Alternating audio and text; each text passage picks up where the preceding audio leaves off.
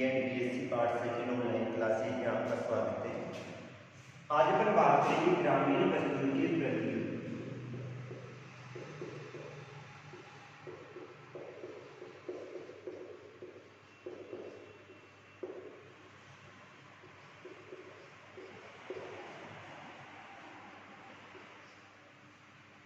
यानी इससे पहले अपन ने अध्ययन किया था, प्रकार का अध्ययन किया था।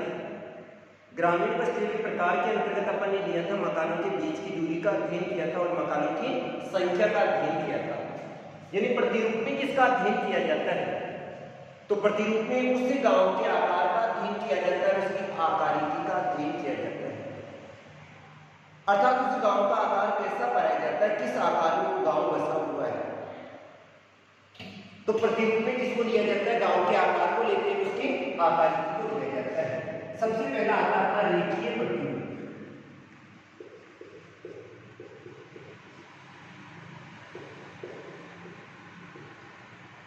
यानी रेखीय प्रतिरूप का विकास कहां पर होता है?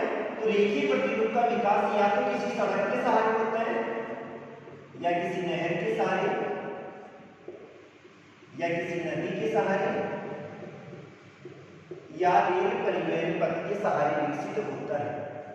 स्थिति क्या पाई जाती है?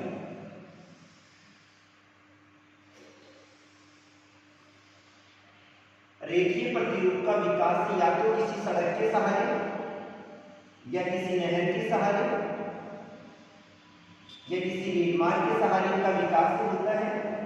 और जो भी निवास होते हैं वो एक पंक्ति के सहारे बसते हुए आगे की ओर चले जाते हैं। पंक्ति के सहारे जब किसी निवासों का निर्माण होता है तो उसमें मकानों के जो द्वार होते हैं वो कैसे होते हैं? आमने सामने होते हैं। इस कारण से संपूर्ण दीवार से किसके समान दिखाई देता है? एक रेखा के समान दिखाई देता है। इनमें मकान परस्पर पास पास होते हैं, परस्पर सटे हुए होते हैं, मकानों के बीच की दूरी कम होती है और मकानों की संख्या क्या होती है? अधिक होती है। यानी रेखीय प्रतिरूप जिसका विकास कहां पर होता है? या तो किसी सड़क के सहारे होगा, या किसी नहर के सहारे, या नदी के सहारे, या रेल परिवहन के सहारे विकसित होता है। इसमें संपूर्ण दीवार एक पंक्ति के समान दिखाई देता है, जिसमें मकानों के जो द्वार होते हैं वो दोनों कहां पे होते हैं? आमने सामने होते हैं, यानी सड़क की ओर खुलते हुए होते हैं।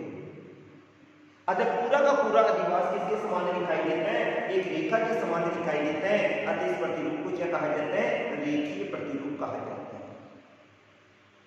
दूसरी बात आती है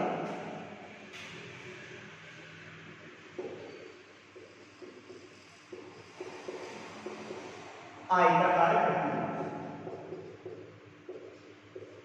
यानी आयताकार प्रतिरूप का विकास उन क्षेत्रों में होता है जहां पर समतल भूभाग पाया जाता है, या फिर बाद में कोई नदी की घाटी पाई जाती है।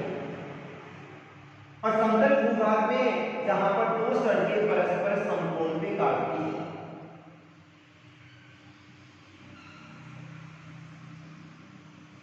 वे क्षेत्र जहां पर दो सड़कें परस्पर समकोण पे काटती है और समतल भूभाग पाया जाता है, वहां पर कौन से प्रतिरूप का विकास होता है? आयताकार प्रतिरूप का विकास होता है। पहले संपूर्ण गांव का विकास चौराहे वाले क्षेत्र पर होगा। पहले मकान कहां पर बनेंगे? चौराहे वाले क्षेत्र में। और उसके बाद में संपूर्ण क्षेत्र में अधिवास से किसके समान बच जाते हैं? एक आयत के समान बच जाते हैं। अतः इस प्रतिरूप को क्या कहा जाता है? आयताकार।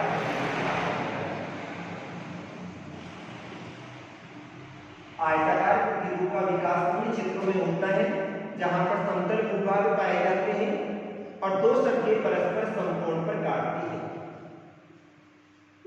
जहां पर दो सड़कें परस्पर समकोण पर काटती है वहां पर अधिवास का विकास पहले चौराहे वाले क्षेत्र पे होगा और उसके बाद में संपूर्ण क्षेत्र में अधिवास बस जाता है। एक आयत के समान अधिवास का आकार पाया जाता है। अतः इसे क्या कहा जाता है? आयताकार प्रतिरूप कहा जाता है। किसके समान? आयत के समान पाया जाता है। अतः इसे क्या कहा जाता है? आयताकार प्रतिरूप। इसमें सभी गलियां आकर मुख्य सड़क से मिलती है। जितनी भी गलियां होगी ना वो सारी की सारी आकर किससे मिलती है? मुख्य सड़क से मिलती है।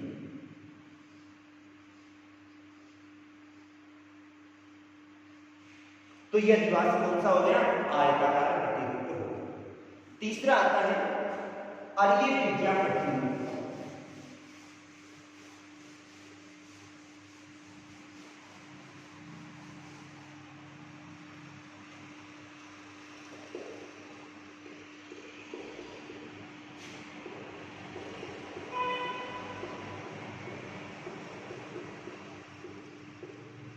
अरीय त्रिज्या प्रतिरूप का विकास उन क्षेत्रों में होता है जहां पर बाहर से आने वाली जितनी भी सड़कें हैं वो कहां पर आती है? केंद्रीय बिंदु पर आती है।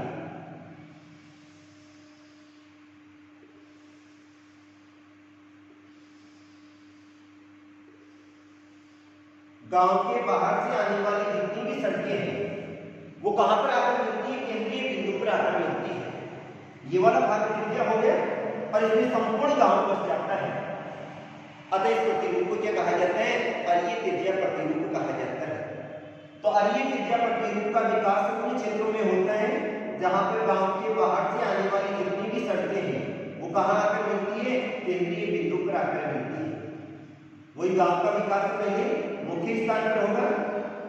कुछ अधिवासों में पीछे से भी रास्ते जाते हैं और कुछ में कहां से जाते हैं? आगे से भी रास्ते जाते हैं।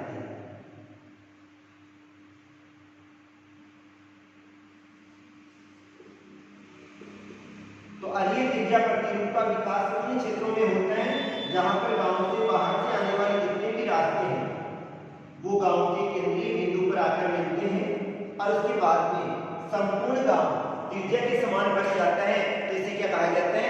अरीय त्रिज्या प्रतिरूप कहा जाता है। इसके बाद में आ जाता है तारा प्रतिरूप।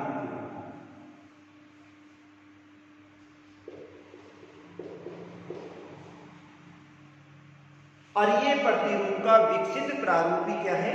तारा प्रतिरूप है। किसका? अरीय प्रतिरूप का विकसित प्रारूपी क्या कहलाता है? तारा प्रतिरूप कहलाता है। स्थिति क्या पाई जाती है? पहले अरीय प्रतिरूप का विकास होता है और उसके बाद में गांव के बाहर जाने वाली जितनी भी सड़कें हैं उन सभी सड़कों पर अधिवासों का निर्माण होता चला जाता है। अतः इसे क्या कहा जाता है? तारा प्रतिरूप। क्योंकि उसके बाद लोगों की सोच क्या होती है? मेरा मकान भी रोड के पास ही होना चाहिए। अतः संपूर्ण गांव किसके समान बच जाएगा? एक तारे के समान बच जाता है और तारे के समान बचने के कारण से इस प्रतिरूप को क्या कहा जाता है? तारा प्रतिरूप कहा जाता है। तो अरीय प्रतिरूप का विकसित प्रारूप क्या कहलाता है? तारा प्रतिरूप कहलाता है, जिसमें बाहर से आने वाले जितने भी रास्ते हैं उन रास्तों पर अधिवासों का निर्माण होता चला जाता है, जिसके कारण से संपूर्ण गांव किसके समान दिखाई देता है? एक तारे के समान दिखाई देता है। और तारे के समान दिखाई देने के कारण से इस प्रतिरूप को क्या कहा जाता है? तारा प्रतिरूप कहा जाता है। स्टार के समान हो गया।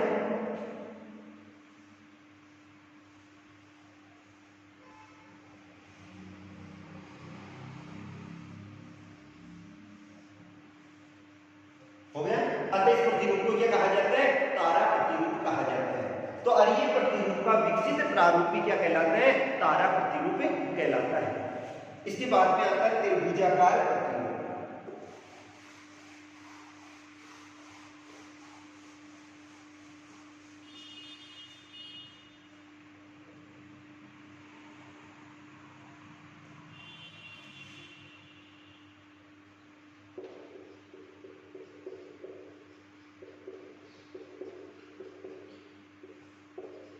कौन सा प्रतिरूप है? त्रिभुजाकार प्रतिरूप।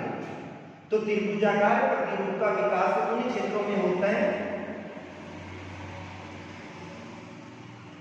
जहां पर दो सड़कें पाई जाती है। एक सड़क इधर से इधर जा रही है और आगे वाली सड़क को क्रॉस नहीं करती है और वापस पीछे की ओर घूम जाती है। त्रिभुजाकार प्रतिरूप का विकास उन क्षेत्रों में होता है जहां पर एक सड़क जाकर दूसरी सड़क से तो मिलती है लेकिन उसको क्रॉस नहीं करती है और उसके बाद में जो बस्तियों का विकास होता है वो त्रिभुज के आगे वाले भाग में तो कम होता है और जैसे जैसे पीछे आधार की ओर जाते हैं बस्तियों का विकास क्या हो जाता है? अधिक हो जाता है। और संपूर्ण द्विभाजक एक त्रिभुज के समान दिखाई देते हैं, इस कारण से इस प्रतिरूप को क्या कहा जाता है? त्रिभुजाकार प्रतिरूप कहा जाता है। यानी त्रिभुजाकार प्रतिरूप का विकास उन क्षेत्रों में होता है जहां पर एक सड़क दूसरी सड़क से जाकर तो मिलती है लेकिन उसको क्रॉस नहीं करती है। सड़क के आगे वाले भाग में मकानों की संख्या कम होती है, पीछे वाले भाग में मकानों की संख्या क्या हो जाती है? अधिक हो जाती है। संपूर्ण गांव एक त्रिभुज के समान दिखाई देता है, अतः इसे क्या कहा जाता है? त्रिभुजाकार प्रतिरूप कहा जाता है। इसके बाद में आता है वर्ताकार प्रतिरूप।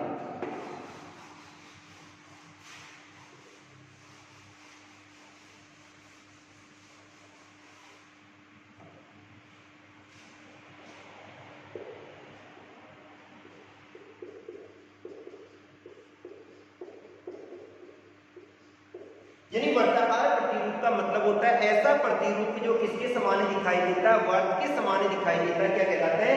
वर्ताकार प्रतिरूप। वह प्रतिरूप जो वर्त के समान दिखाई देता है क्या कहलाएगा? वर्ताकार प्रतिरूप। यानी वर्ताकार प्रतिरूप का विकास उन क्षेत्रों में होता है जहां पर गांव के केंद्रीय बिंदु या तो कोई तालाब होता है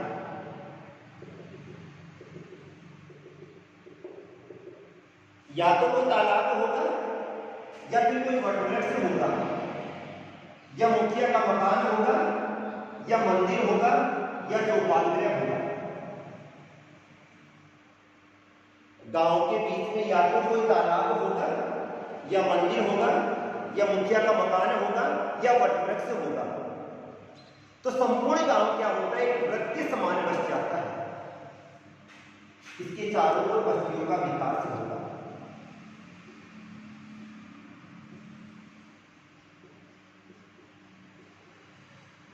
तो संपूर्ण गांव किसके समान दिखाई देता है? वर्त के समान दिखाई देता है। अतः इस प्रतिरूप को क्या कहा जाता है? वर्ताकार प्रतिरूप कहा जाता है। वर्ताकार प्रतिरूप का विकास उन क्षेत्रों में होता है जहां पर गांव के मुख्य स्थान पर या तो कोई मंदिर होता है या कोई वटवृक्ष होता है या फिर कोई तालाब होता है। गांव का विकास पहले बीच वाले क्षेत्र में होगा और उसके बाद में पूरे क्षेत्र में वर्त के समान फैल जाता है। तो इसे क्या कहा जाता है? वर्ताकार प्रतिरूप कहा जाता है। अगर गांव के बीच में कोई मकान पाया जाता है तब तो इसे नाभिकीय प्रतिरूप कहा जाता है। क्या कहा जाता है? नाभिकीय प्रतिरूप कहा जाता है। और अगर कोई वटवृक्ष या तालाब पाया जाता है फिर बाद में इसको क्या कहा जाता है? निहारिका प्रतिरूप कहा जाता है। यानी वर्ताकार प्रतिरूप के दो भाग हैं। अगर बीच वाले क्षेत्र में कोई मकान की स्थिति पाई जाती है जब तो इसे क्या कहा जाता है? नाभिकीय प्रतिरूप कहा जाता है। और अगर कोई तालाब की स्थिति पाई जाती है इसके बाद में इसको क्या कहा जाता है? निहारिका प्रतिरूप कहा जाता है। इसके बाद में आता है अगला तीर प्रतिरूप।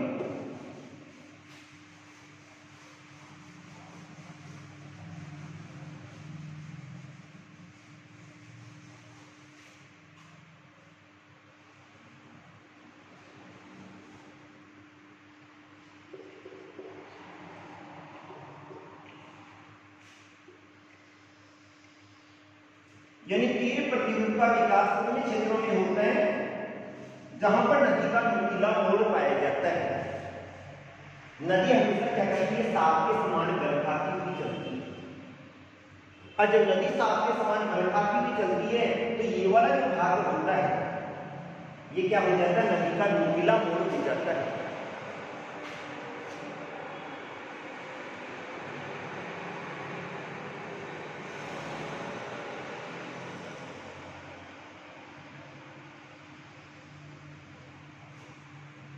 अंतरिक्ष वाले क्षेत्रों में जहां पर नदी का नुकीला मोड़ पाया जाता है वहां पर कौन से प्रतिरूप का विकास होता है? तीर प्रतिरूप का विकास होता है, जिसमें आगे वाले भाग का अध्ययन करें।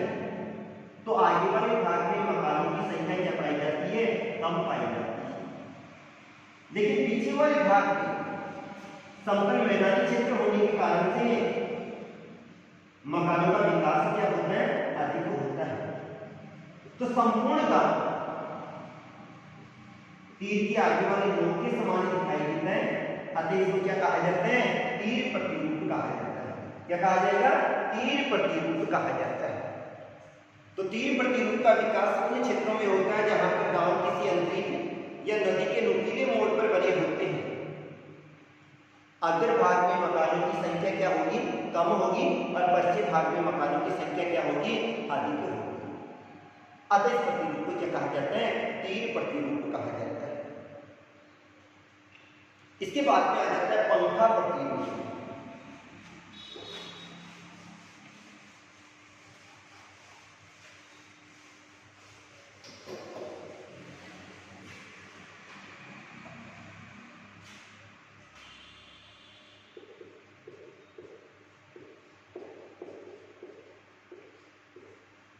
यानी पंखा प्रतिरूप का विकास नदियों के डेल्टाई क्षेत्रों में होता है।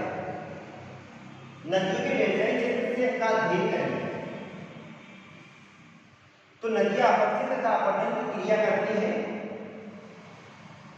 और अपक्षय तथा अपतन की क्रिया के फलस्वरूप कंकर पत्थर के टुकड़े एक स्थान से ले जाकर दूसरे स्थान पर जमा कर देती है।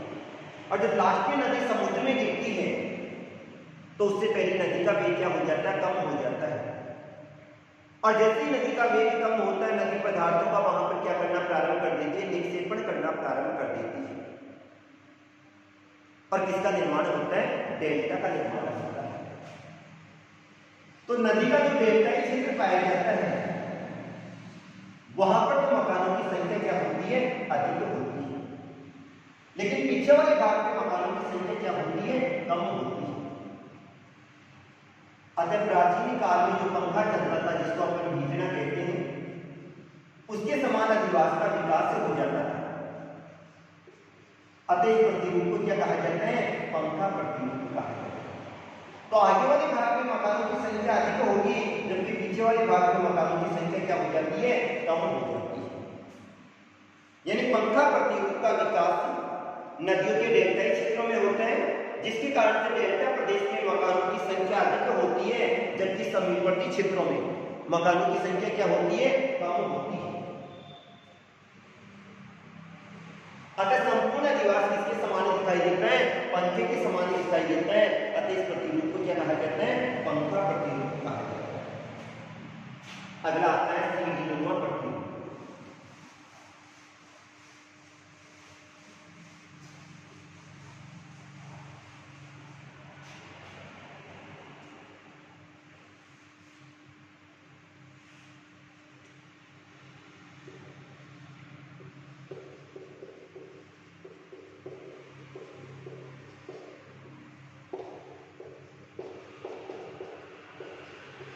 यानी सीढ़ीनुमा प्रतिरूप का विकास कहां पर होता है? पर्वतीय क्षेत्रों में।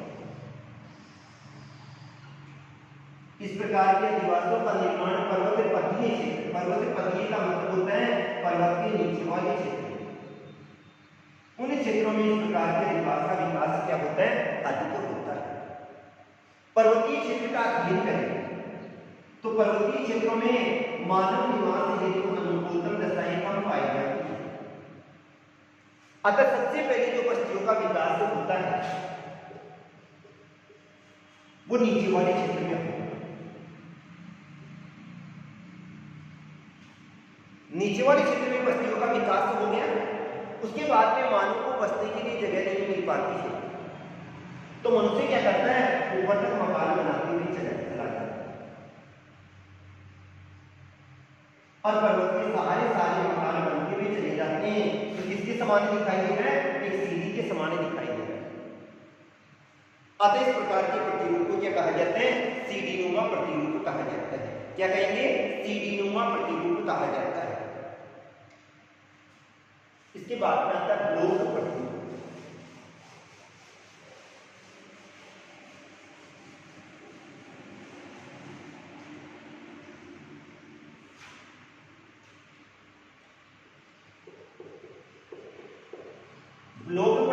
भी कहा जाता है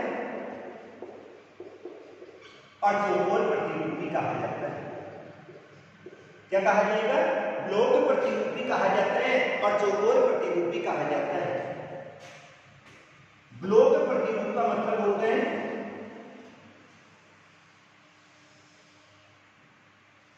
उस गांव के चारों ओर चार दीवारी का निर्माण कर दिया जाता है।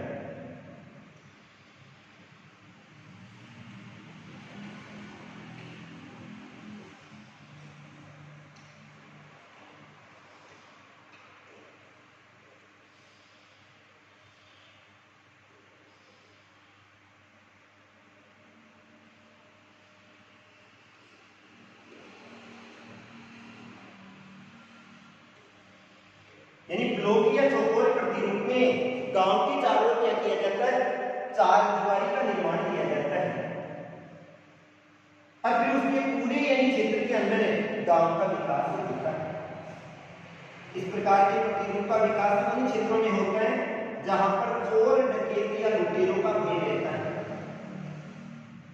चोर अधिक आते हैं, चोरी अधिक करते हैं, डकैत हैं या लुटेरे पाए जाते हैं, तो गांव के चारों ओर सबसे पहले किसका विकास किया जाता है?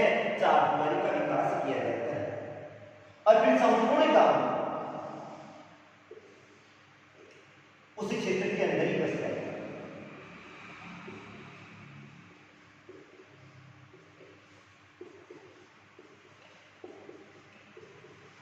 जिन क्षेत्रों में चोर, डकैत या लुटेरों का भय रहता है उसमें गांव की चारों ओर चार दीवारी का विकास कर लिया जाता है और उस चार दीवारी के अंदर संपूर्ण गांव बस जाता है। अतः इसे क्या कहा जाता है? ब्लॉक या चौकोर प्रतिरूप कहा जाता है।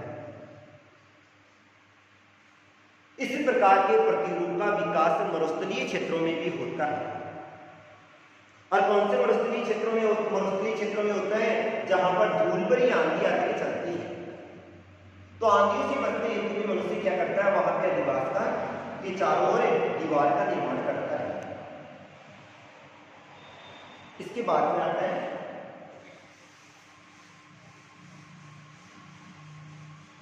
मधुमक्खी छत्ता प्रतिरूप।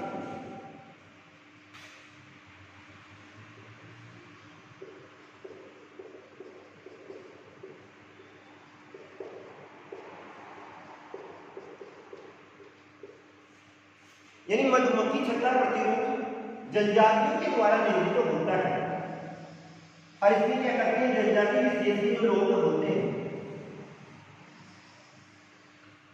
वो छोटी छोटी झोंपड़ियों का निर्माण करते हैं। इन झोंपड़ियों को ऊपर वाले भाग से देखने पर ये गुंबद के समान दिखाई देती है। गोलाकार की झोंपड़ियों का निर्माण करते हैं और ये गोलाकार की झोंपड़ियां ऐसा प्रतीत होता है जैसे मधुमक्खी का जो छत्ता है उसमें डिम पाए जाते हैं, उसके समान दिखाई देता है। अतः इस प्रतिरूप को क्या कहा जाता है? मधुमक्खी छत्ता प्रतिरूप कहा जाता है। यानी ये झोंपड़ियां कैसी होती है? गुंबद के समान पाई जाती है। किसके समान? गुंबद के समान पाई जाती है और मधुमक्खी के छत्ते के समान दिखाई देती है। अतः इसे क्या कहा जाता है? मधुमक्खी छत्ता प्रतिरूप। इसके बाद में आता है दोहरा गांव प्रतिरूप।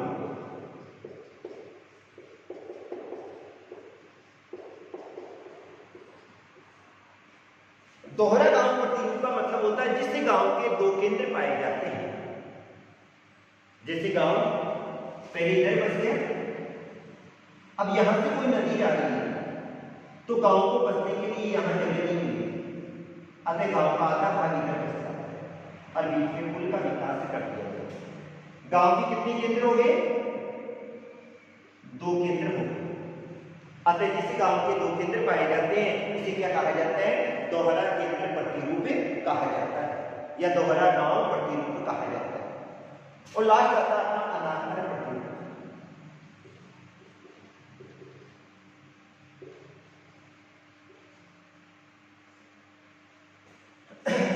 अनाकार प्रतिरूप का मतलब होता है जिस गांव का कोई भी आकार नहीं पाया जाता है।